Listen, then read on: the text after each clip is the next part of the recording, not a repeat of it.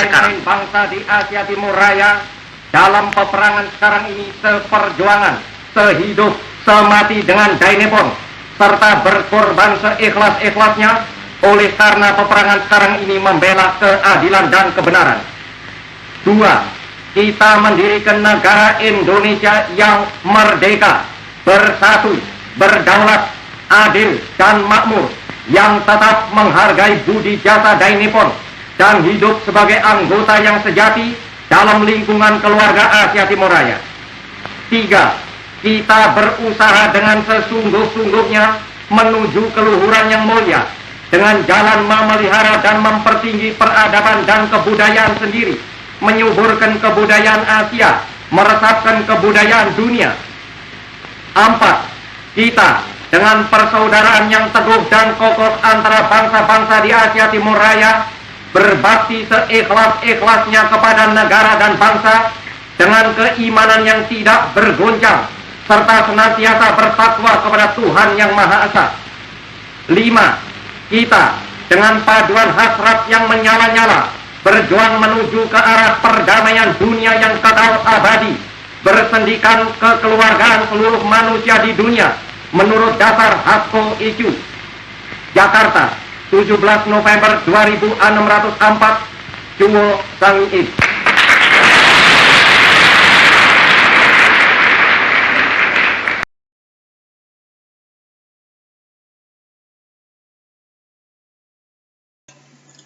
Assalamualaikum warahmatullahi wabarakatuh. Bagaimana kabarnya anak-anak hari ini? Alhamdulillah, luar biasa. Allahu Akbar. Yes. Anak-anak semoga dalam keadaan sehat walafiat dan bersemangat untuk mengikuti pembelajaran hari ini. Barusan anak-anak sudah melihat video dokumenter tentang sidang BPUPKI yang kedua. Hari ini kita akan belajar tentang sejarah pembentukan Pancasila sebagai maklumat Undang-Undang Dasar 1945. Kemarin kita sudah membahas Pancasila dan isi sila-silanya dan sejarah tentang BPUPKI yang pertama. Hari ini kita lanjutkan sejarah perumusan BPUPKI yang kedua. Tujuan pembelajaran hari ini, peserta didik memahami proses perumusan Pancasila sebagai dasar negara, pandangan hidup bangsa, dan ideologi negara bagian 2, yaitu sejarah tentang BPUPKI yang kedua. Yang kedua, peserta didik dapat memberi contoh sikap dan perilaku yang sesuai dengan sila-sila Pancasila. Nanti di sini anak-anak akan belajar bagaimana penerapan sila-sila Pancasila dalam kehidupan sehari-hari. Maka dari itu anak-anak harus simak dengan baik-baik. Pertama kita akan membahas tentang sidang BPUPKI. Sidang BPUPKI itu terjadi 2 kali. Ada sidang BPUPKI yang pertama tanggal 29 Mei sampai 1 Juni 1945. Sidang ini membahas tentang pembentukan Pancasila dan tanggal 1 Juni 1945 sebagai Hari Pancasila. Kemudian sidang BPUPKI yang kedua tanggal 10 Juli sampai 16 Juli 1945 yang membahas tentang Pancasila sebagai dasar negara dan sebagai pembukaan Undang-Undang Dasar 1945. Sidang BPUPKI yang kedua diawali dengan pembentukan Panitia 9. Siapa saja Panitia 9? Ada ketua yaitu Insinyur Soekarno. Wakilnya ada Muhammad Hatta dan anggotanya terdiri dari 7 anggota. Yang pertama yaitu Alexander Andries Marmis, yang kedua Abikosno Tekrosojoso, yang ketiga Abdul Qahar Muzakir, yang keempat Agus Salim, yang kelima Ahmad Subarjo, yang keenam Abdul Wahid Hasim, yang ketujuh Muhammad Yamin.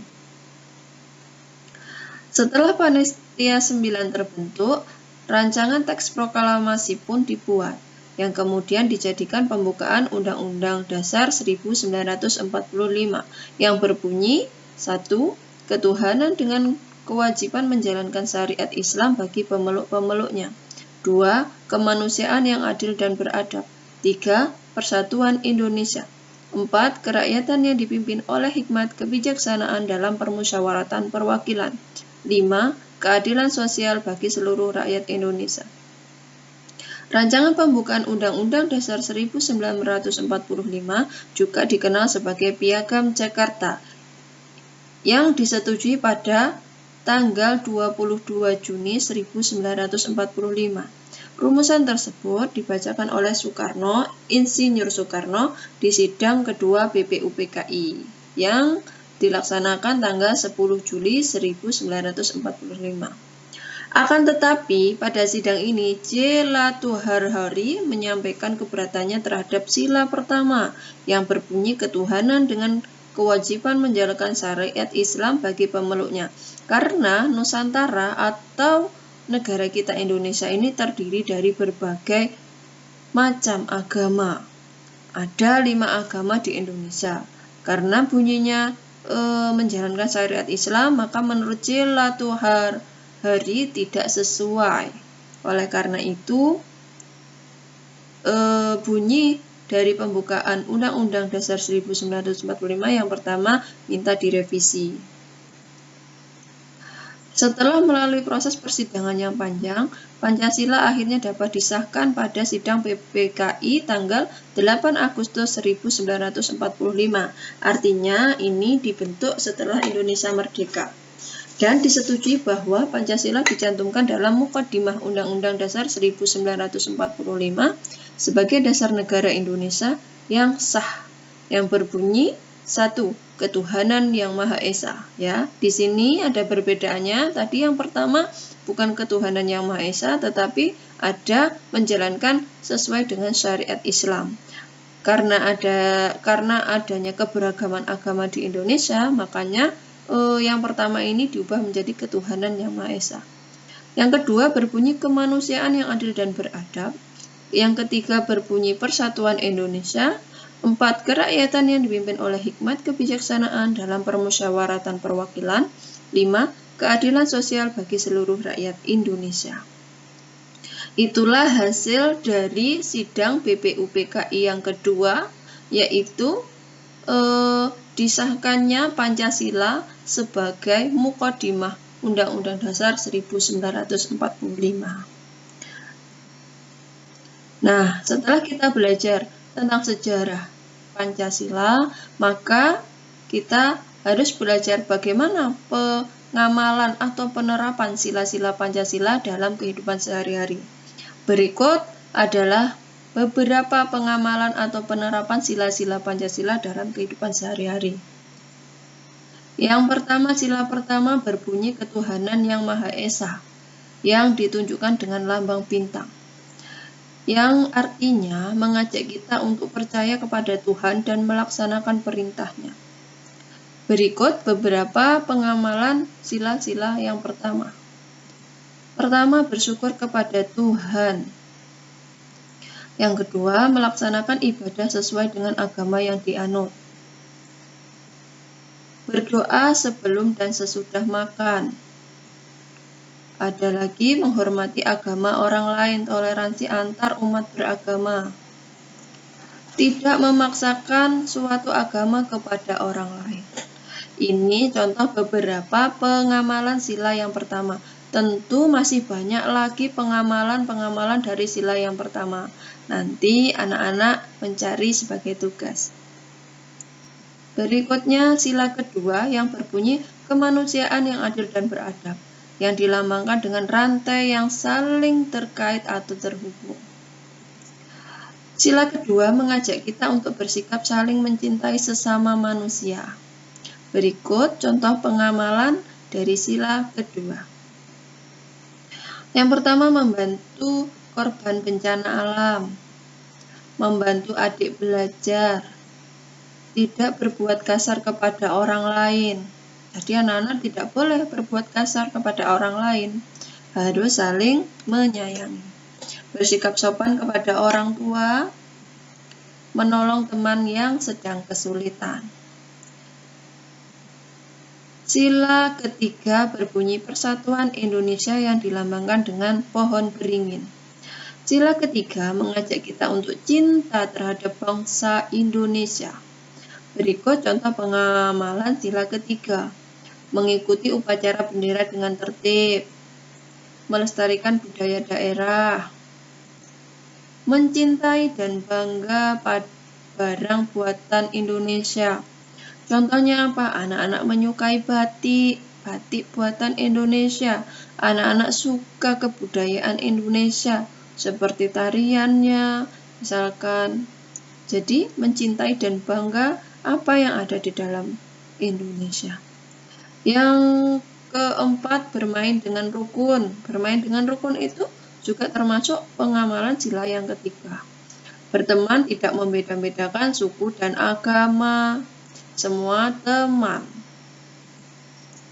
Sila keempat, kerakyatan yang dipimpin oleh hikmat, kebijaksanaan dalam permusyawaratan perwakilan yang dilambangkan dengan kepala banteng. Sila keempat mengajak kita untuk bermusyawarah dalam menyelesaikan suatu masalah. Berikut beberapa contoh pengamalan sila keempat. Yang pertama, menyampaikan pendapat. Jadi anak-anak bebas menyampaikan pendapat yang sesuai aturan. Saling menghargai pendapat teman, orang lain di sekitar kita. Menerima hasil musyawarah dengan lapang dada. Kalau pada saat berdiskusi, anak-anak menyuarakan pendapatnya, kemudian pendapatnya ternyata sama teman-teman lainnya dirasa kurang tepat, anak-anak harus lapang dada, harus menerima. Karena hasil mufakatnya itu mufakat yang diambil secara bersama. Ya. Berdiskusi atau kerja kelompok, musyawarah dalam pemilihan ketua kelas, atau ini sering disebut dengan demokrasi. Karena negara kita adalah negara demokrasi.